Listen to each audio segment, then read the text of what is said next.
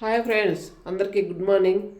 ఈరోజు మునగాకు egg fry ఎలా చేసుకోవాలో చూపిస్తాను రండి. ముందుగా ఆకునైతే ఇలా ఇడిపించి ఇక్కడ 3 తూర్లు వాష్ చేసి పెట్టుకున్నాను. ఇప్పుడు దీన్ని పెరుగులోకి వేసి వాడుచుకుందాం. కొద్దిసేపు మాత్రము వాడుచుకోవాలి, ఎక్కువసేపు అవసరం లేదు. ఇప్పుడు కాస్త నీళ్ళు పోసి ఆకును 2 నిమిషాలు ఉడకబెట్టుకుందాం. కొద్దిగా కల్లుప్పును కూడా వేసుకుందాం. ప్రతి ఆకుకూరలకి ఉప్పు అయితే తక్కువ పడుతుంది. ఇలా వాటర్ పోసి ఉప్పు వేసి ఇలా ఉడకబెట్టుకుందాం 2 నిమిషాల పాటు.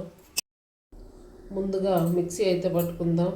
వేరుశెనగ గుళ్ళు, తెల్లగడ్డలు, కొద్దిగా కల్లుప్పు, కారం 2 స్పూన్లు అయితే వేసుకుని మిక్సీ అయితే పట్టుకుందాం. కందివేళ అయితే ఇలా ఉడికించి అయితే పెట్టుకున్నాను. ఇప్పుడు ఈ నీళ్ళను ముంచుకుందాం. ఈ నీళ్ళు రసం పెడితే చాలా బాగుంటాయి. ఇప్పుడు ఈ బ్యాలను పక్కకు తీసి పెట్టుకుందాం. 2 స్పూన్ల ఆయిల్ అయితే వేసుకుందాం. ఆయిల్ బాగా హీట్ ఎక్కాక ఆవాలు అయితే వేసుకుందాం. ఇప్పుడు కొద్దిగా ఆవాలు అయితే వేసుకుందాం. ఆనియన్స్ కూడా వేసుకుందాం.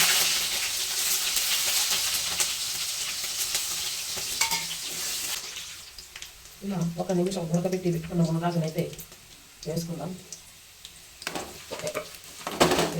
బాగా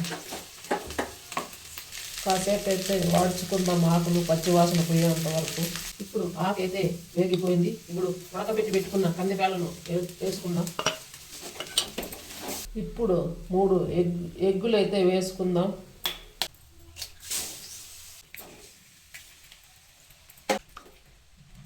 కాసేపు అయితే వేగనిద్దాం ఎగ్గును. కాస్త మిరియాల పొడి అయితే వేద్దాం, నీచు వాసన అంతా పోతుంది. కొద్దిగా సాల్ట్ అయితే వేసుకుందాం. అప్పుడు ఆకులే వేసుకున్నాం కాబట్టి ఇప్పుడు కొద్దిగా వేసుకోవాలి. వేసుకొని ఇలా బాగా కలుపుకుందాం.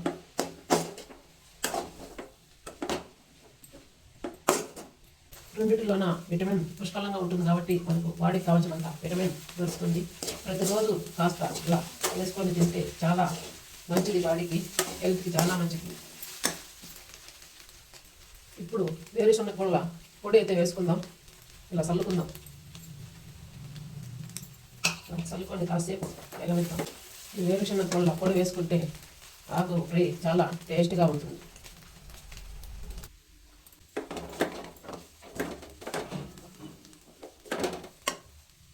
అంతేనండి, మునగాకు ఎగ్ ఫ్రై అయితే అయిపోయింది. వేడి వేడి రైస్లోకి వేసుకొని అయితే తిందాం.